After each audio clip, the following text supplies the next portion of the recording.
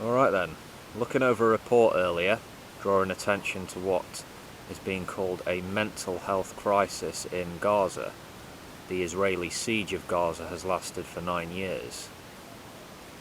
Dr. Mahmoud Dahia of the World Health Organization said, "There are studies that show 94 or 95% of the population are demonstrating signs of what we call mental health fatigue or exhaustion."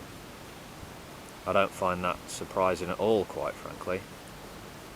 What was also touched on was the huge rate of unemployment, coupled with the reality of a highly educated population. In this social environment, which has been labelled a huge concentration camp, extremist groups are able to thrive.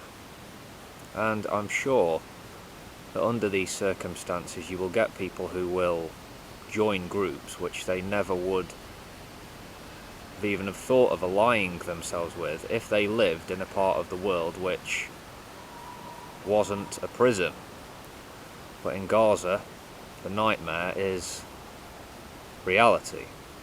Aleppo in Syria is another place where the nightmare of war continues to destroy people's lives. A former cabinet minister here in the UK has compared Russia's bombing to the Nazi campaign in Spain during the Civil War, especially the destruction of Guernica. Don't know if I pronounced that right. Yeah. I don't know, there are some similarities for sure. It's easy to reach for the comparison, the Nazi comparison. A country commits war crimes and the Nazi comparison is wheeled out. The West and Russia can go back and forth with the jibes and the accusations, but where does it all get us? Certainly doesn't help the people of Aleppo, does it? On to another news story. I hear that the same-sex marriage vote, or plebiscite, has been blocked by the opposition in Australia. Basically, Turnbull, the Prime Minister, wants a referendum, but the opposition, Labour Party, wants Parliament to do what Parliament does, saying a referendum will be too costly, it will be a waste of taxpayers' money.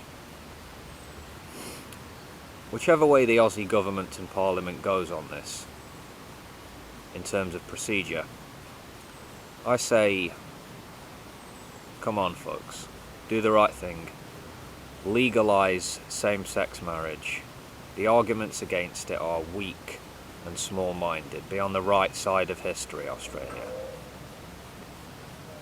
Shall I say a word or two about the second presidential debate? I'll say a few. Childish, cringy, pathetic. Is this what democracy sounds and looks like when it's dying? Oh dear. I'd be worried, genuinely, if I was a US citizen. I do like what Robert De Niro said about Trump recently, though. Yeah, find that somewhere here on YouTube. In case you haven't been keeping up with current affairs and goings-on, there's been a huge hurricane, the most powerful in the Atlantic for almost a decade, and this system, named Matthew, has laid waste to Haiti, a country with many problems already. Now there's this latest disaster. It's an emergency, and well over 1 million people are requiring urgent aid provisions. The UN Secretary General, Ban Ki-moon, has said small towns and villages have almost been wiped off the map.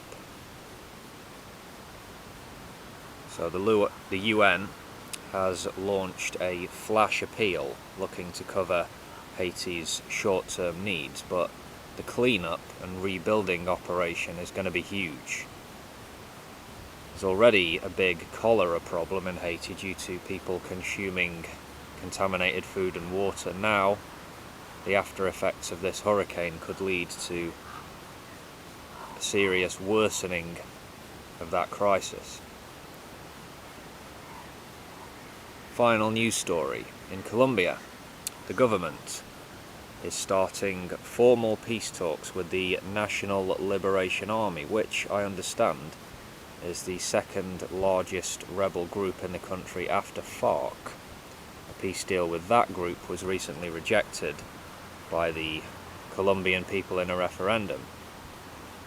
Colombian President Juan Manuel Santos, recent recipient of the Nobel Peace Prize, wants to secure the release of hostages being held by the so-called National Liberation Army. I hope this country can find the peace that it seeks in these trying circumstances.